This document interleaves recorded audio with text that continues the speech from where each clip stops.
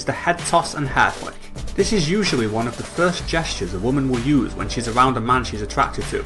The head is flicked back to toss the hair over the shoulders and away from the face, presenting a clearer view of it. Sometimes, even women with short hair will use this gesture. Just like when a man starts touching and adjusting his hair, this is a sign that they care about their appearance and want to look good for the person they're talking to. This is a gesture that also works on an instinctive level because it's an excuse to expose the armpit and allow the release of pheromones. This is one of the most obvious and well-known gestures. In fact, it's so well known that it's been used extensively in advertising for hair products for years. The message these commercials are trying to get across is that their product can make you more attractive, so it makes perfect sense that they'd include an easy to spot signal of attraction. Number 2 is pouting. The logic behind this one is that exaggerating the size of the lips draws attention to a difference between men and women. Presence of testosterone during puberty causes boys' bone structure to be dramatically altered.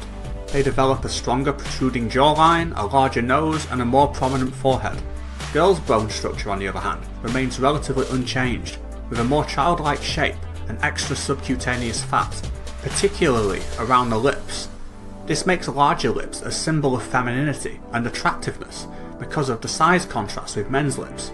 This is why injecting collagen into the lips is a popular cosmetic treatment, and a less permanent version of that is to exaggerate the size of the lips by pouting, or even something as subtle as keeping the mouth slightly open.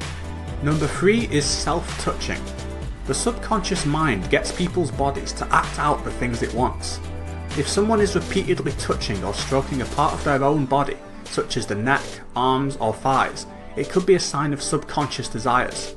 Women are more likely to do this than men due to their increased number of nerve endings, leading to greater touch sensitivity. Number 4 is holding a limp wrist. The limp wrist is attractive to men on an instinctive level because it's a physically submissive gesture. Having a limp wrist makes someone appear physically weaker, and is another example of a gesture that highlights the differences between men and women. Seeing this gesture makes men feel comparatively strong and powerful, leading to a spike in testosterone and an increase in attraction.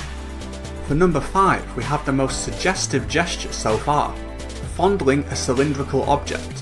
Whether it's lipstick, one of her own fingers, or the stem of a wine glass, the implications of this one are clear.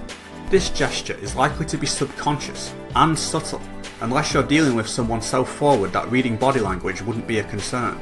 Like number 4, number 6 is also about the wrists. This time it's exposing them. Repeatedly positioning the underside of the wrists towards someone is a display of interest because the skin on this part of the wrist is one of the most sensitive parts of the body. It usually happens alongside other hand gestures when talking, or when picking up a small object. It's unclear whether this behaviour is instinctive or learned through observation, but it definitely works on a subconscious level. For number 7, we have the sideways glance over a raised shoulder. This is another more obvious gesture, since it involves making a deliberate decision to look at someone when not facing them. It involves looking over the shoulder for just long enough to initiate eye contact before looking away. This creates a mischievous feeling of peeping for both people involved, and also highlights the shape of a woman's body because of the angle it's positioned at. Number 8 is rolling hips. For childbearing reasons, women have wider hips than men. This means that compared to men, they walk with an accentuated hip roll that highlights the pelvic region. Men physically can't walk like this, so it's become another powerful visual signal of femininity. I'd advise against reading too much into this way of walking on its own. While it's possible that a woman has decided to walk in a more feminine way around a man she's attracted to, it could also just mean that the physical structure of her body makes it comfortable to walk that way. Continuing on the theme of hip gestures, number 9 is the pelvic tilt. Medical research has shown that a woman in excellent health, with the genetics most suitable for bearing children, will have a waist to hips ratio of 0.7. This means the waist is 70% the size of the hips, forming what's known as an hourglass figure.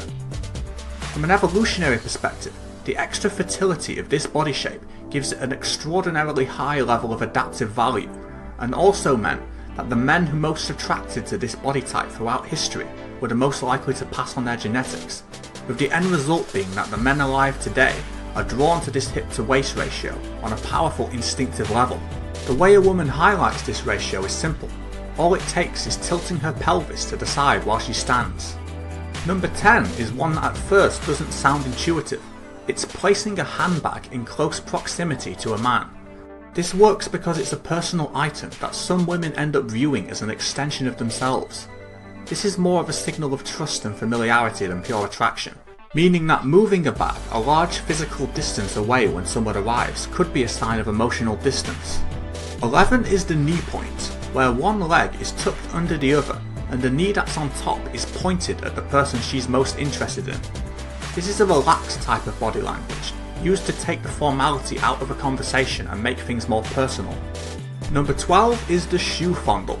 This is a fairly obscure one, and can leave men feeling unsettled without them understanding why.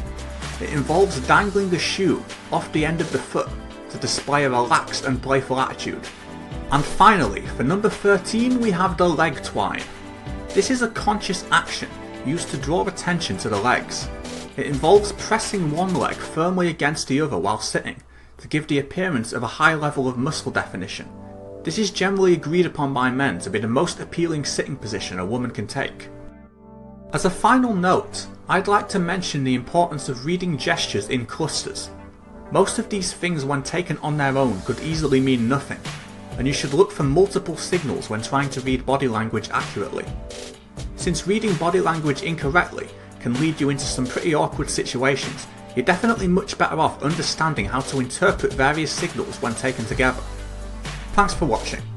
Body language is a subject I have a strong interest in, so I'm sure I'll be doing similar videos in the future. So if you're interested in seeing those too, then make sure to subscribe so you don't miss out on them. See you next time and have a great day.